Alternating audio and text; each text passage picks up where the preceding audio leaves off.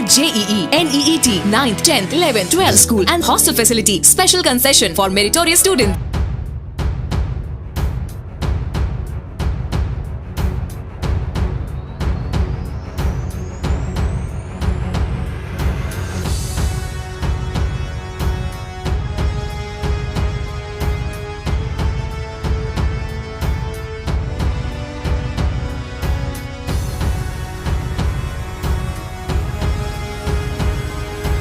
Hello everyone, इस video में हम बात करने वाले हैं कि मैथ्स को हम कैसे पढ़ें कि हमारे मार्क्स अच्छे हो जाएं।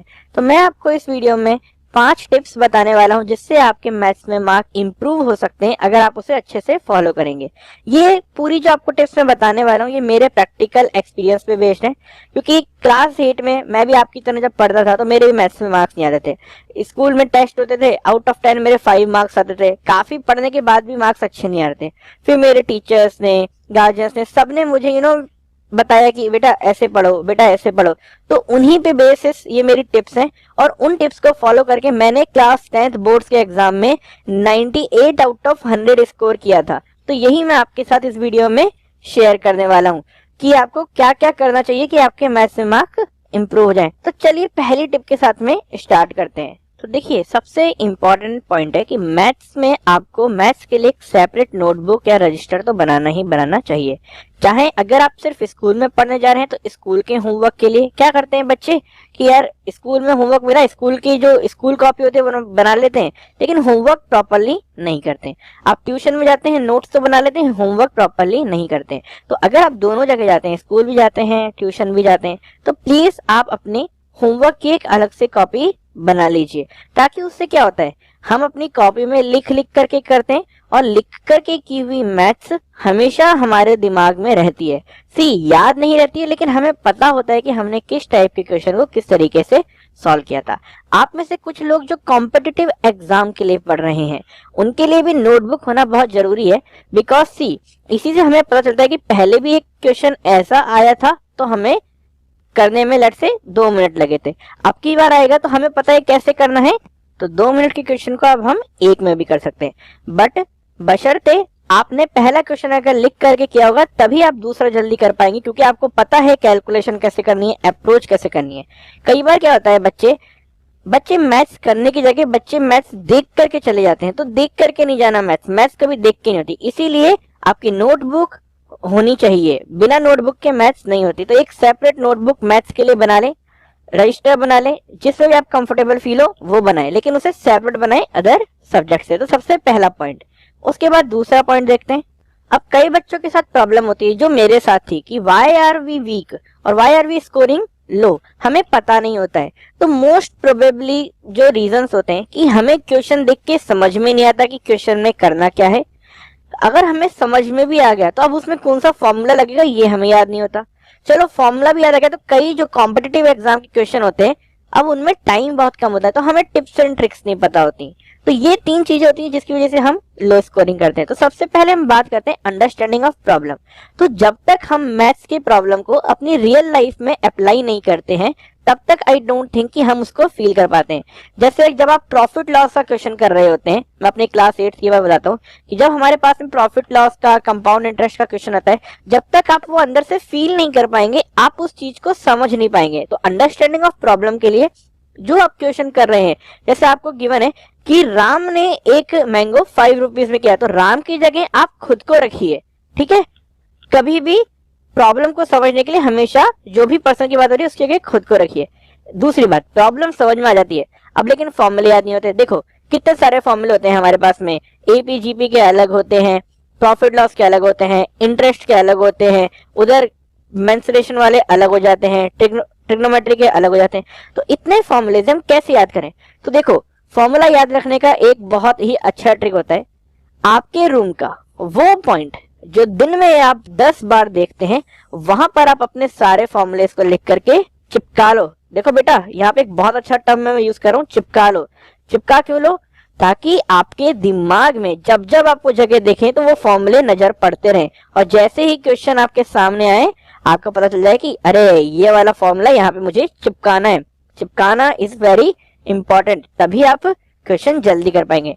तो जैसे ट्रिग्नोमेट्री के फॉर्मूले होते हैं तो उसमें मैं बहुत प्रॉब्लम फेस करता था, मुझे याद नहीं होते थे। तो फिर मैंने यही ट्रिक यूज करी, मेरे जिस टेबल पे बैठ के मैं पढ़ता था मैंने उसके सामने उसे लगा लिया, ताकि जैसे ही मैं अब क्या करता था सामने नजर करता था मुझे वही फॉर्मूले दिखते थे। तो इससे वो मुझे याद करने में काफी आसानी रही।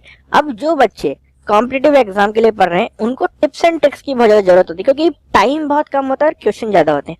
तो उनके लिए अगर आपके टीचर ने आपको टिप्स एंड ट्रिक्स नहीं बताई हैं तो उन्हें घोट लो, रट लो, भूलना नहीं है किसी भी तरीके से। लेकिन अगर नहीं बताई हैं तो हमने आपके लिए टिप्स एंड ट्रिक्स की सीरीज चलाई है, आप वहां पे जाकर के भी देख सकते हैं। हम कॉम्पिटिटिव एग्जाम के पॉइंट ऑफ व्यू से सारे ट्रिक्स को कवर करने की कोशिश कर रहे हैं।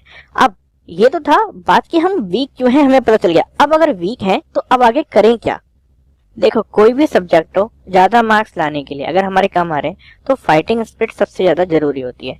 हमने क्या करा, हमारे रॉन्ग आंसर आए, कोई बात नहीं, आ गए। रॉन्ग आंसर आने का रीजन क्या हो सकता है? हमने फॉर्मूला भी याद कर लिया है, हमने उसे अपने रियल लाइफ पे भी इम्प्लीमेंट कर लिया है, टिप्स एंड ट्रिक भी सीख ली।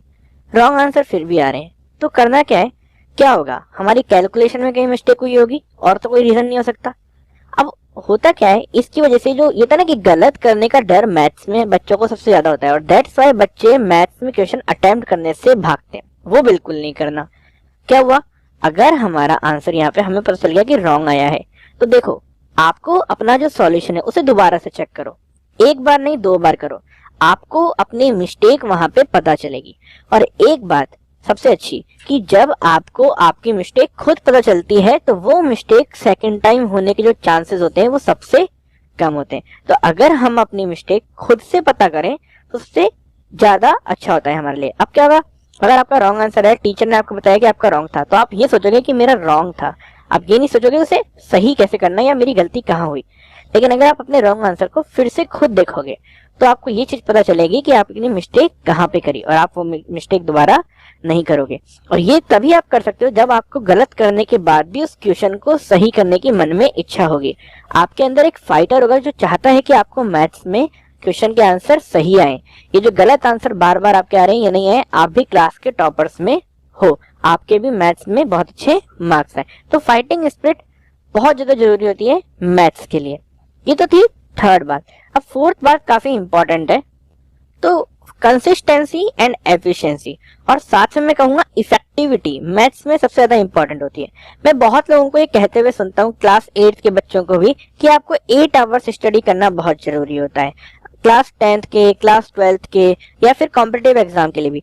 तो एक बात मैं मानता हूँ कि जो बच्चे जैसे जो डिफिकल्ट एग्जाम होते हैं, नीट, जेईई मेंस, इनके लिए पढ़ रहे हैं, उनके लिए 8 आवर्स स्टडी करना इसलिए जरूरी होता है क्योंकि कोर्स ज्यादा है, डिफिकल्टी लेवल ज्यादा है। बट जो स्कूल में पढ़ने वाले बच्चे हैं, देखिए 8 hours study is not important for maths. मतलब कई बार आपको करनी पड़ेगी, उसमें कोई डाउट नहीं है, लेकिन हमेशा ये जरूरी नहीं है। कई बार सिर्फ 1 घंटे अगर आप कंसंट्रेशन के साथ पढ़ रहे हैं तो भी आपको उससे ज्यादा बेनिफिट होगा 8 आवर्स पढ़ने से। जैसे होता क्या है कि हम 8 आवर्स बुक हाथ में लेकर के बैठे हुए हैं लेकिन हम पढ़ नहीं रहे, और कई बार क्या होता है हमने सिर्फ वो 1 घंटा एक अच्छे खुश मन के साथ में जब हम पढ़ने बैठते हैं, एक प्रॉपर कंसंट्रेशन के साथ पढ़ने बैठते हैं, तो हम क्या करते हैं, ज्यादा अच्छा सीख लेते हैं। और हमारी इफेक्टिविटी और कंसिस्टेंसी का मीनिंग ये नहीं कि डेली आपको 2 घंटे पढ़ना है। आप भले ही वीक में 4 दिन पढ़िए, वीक में 3 दिन ही मैथ्स पढ़िए, लेकिन जब आप पढ़ें तो उसे प्रॉपर ध्यान के साथ पढ़ें। ऐसा नहीं हो कि जब आप मैथ्स पढ़ रहे हैं तो आप एसएसटी के बारे में सोच रहे हैं, क्रिकेट खेलने जाने के बारे में सोच रहे हैं, या कल स्कूल में जो टेस्ट है उसके बारे में सोच रहे हैं। तो मैथ्स ऐसा है जो प्रॉपर आपके टाइम और हार्डवर्क डिमांड करती है। और ध्यान रखना, हार्डवर्क इज ऑलवेज की टू सक्सेस, और एफिशिएंट वर्किंग इज मींस जब जो कर रहे हो वो करो। एक और बात मैं यहाँ बोलना चाहूंगा जो मैं फॉलो करता था कि go with the flow. Go with the flow का मीनिंग है, जैसे आज मैं मैथ्स में एपी के क्वेश्चन कर रहा हूँ क्लास 10th के, ठीक है, तो अब अगर मेरे क्वेश्चन होते जा रहे हैं तो ऐसा नहीं कि यार आज तो मेरे 2 घंटे की पढ़ाई पूरी हो गई यार, अब आज नहीं करूंगा। अगर किसी दिन आपका मन अच्छा है, आप आपसे मैथ्स के क्वेश्चन बन रहे हैं, तो आई पर्सनली सजेस्ट कि आप करते रहिए। उससे क्या होता है, मतलब तब तक करिए जब तक आपको बोर होना ना लगे। अगर आप खुशी खुशी कर रहे हैं तो आप फ्लो के साथ करते जाइए, क्योंकि क्या होता है मैथ्स में जब हमारे क्वेश्चन बन रहे होते हैं तो वी फील गुड और वी डू मोर क्वेश्चंस। तो आई पर्सनली सजेस्ट जब ऐसा हो तो आप करते रहिए, गो विद द फ्लो। तो ये बात थी, अगर ये सारी चीजें आप अपने लाइफ में फॉलो करेंगे तो आपके मैथ्स में अच्छे मार्क्स आएंगे। लेकिन एक जो सबसे इम्पोर्टेंट पॉइंट है, तो लास्ट पॉइंट हमारा सबसे इम्पोर्टेंट है कि set target for yourself. Why this whole page is blank apart from set target for yourself is because आपको मैथ्स में क्या करना है, किस दिन कितने क्वेश्चन करने हैं, कैसे आपको अपना टाइम टेबल बनाना है, ये आप ही को डिसाइड करना होगा। अगर मैं आपको बोलूं कि मंडे ट्यूसडे आपको मैथ्स पढ़नी है और हर दिन एक एक एक्सरसाइज करनी है, तो ये फेयर नहीं होगा। अगर आपको सैटरडे संडे 6 आवर्स भी मैथ्स पढ़नी है, तो ये आपका डिसीजन है। आपको हर दिन 40 क्वेश्चंस करने हैं, तो ये भी आपका डिसीजन है। आपको जो भी करना है, आपको अपने लिए मैथ्स में एक टारगेट सेट करना चाहिए। मैं ये नहीं कहता हूँ कि जैसे आपने टारगेट सेट किया, आप किसी दिन होता है कि नहीं हो पा रहे क्वेश्चन, नहीं कर पा रहा है मूड, तो जरूरी नहीं करो, लेकिन एक टारगेट अपने पास सेट करो कि इतना मुझे एक वीक में कवर करना है या एक मंथ में कवर करना है, ताकि आप हमेशा टाइम से आगे चलो। ये नहीं हो कि जिस दिन एग्जाम आ रहा है उसी दिन आपके ऊपर काफी प्रेशर रहे। या फिर जैसे अब हमारा कॉम्पिटिटिव एग्जाम के लिए जो पढ़ रहे हैं, तो उनको भी इसी तरीके से करना चाहिए कि आपको अपना टारगेट टाइम के हिसाब से सेट करना है कि जैसे मेरे को 50 मिनट्स में 70 क्वेश्चंस करने हैं, 70 करने ही करने हैं। स्टार्टिंग में आप ऐसे करिए कि जितने सही हो जाए, जैसे 40 सही हो रहे हैं, बाद में आप अपनी स्पीड बढ़ाइए कि अब तो मेरे को 50 मिनट में 70 करने हैं। गलत होंगे तो होंगे, तभी तो स्पीड बढ़ेगी और तभी एक्यूरेसी बढ़ेगी, हम समझेंगे कि हम गलती क्यों कर रहे हैं। तो इस तरीके से आपको अपनी डायरेक्शन देनी है। तो ये जो सेट टारगेट वाला जो एक पॉइंट है, सेट टारगेट वाला, ये आप ही को करना और आप ही के कैलिबर के अकॉर्डिंग आपको करना है। तो ये जो 5 टिप्स मैंने आपको बताई हैं, ये मैंने फॉलो करी। मेरे 8 से लेकर 10 तक बहुत इंप्रूवमेंट हुआ। मैंने क्लास 10th में 98 स्कोर किया। साथ ही फिर मैंने IIT JEE एडवांस में भी बहुत अच्छा स्कोर किया और IIT में सेलेक्ट हुआ। तो ये जो मैथ्स की ट्रिक्स थी, मेरे पूरा प्रैक्टिकल एक्सपीरियंस मैंने आपके साथ में शेयर किया है। तो आई होप कि ये जो ट्रिक्स हैं, टिप्स हैं, आप फॉलो करें और आपके भी मैथ्स में मार्क्स इंप्रूव हों। अगर आप इस चैनल पे नए हैं, तो हम आप लोगों के लिए टिप्स एंड ट्रिक्स, मैथ्स में सॉल्यूशन, ये सब अवेलेबल कराते रहते हैं। तो आप इस चैनल को सब्सक्राइब करिए और बेल आइकन दबाइए, तभी आपको उनका नोटिफिकेशन मिल पाएगा।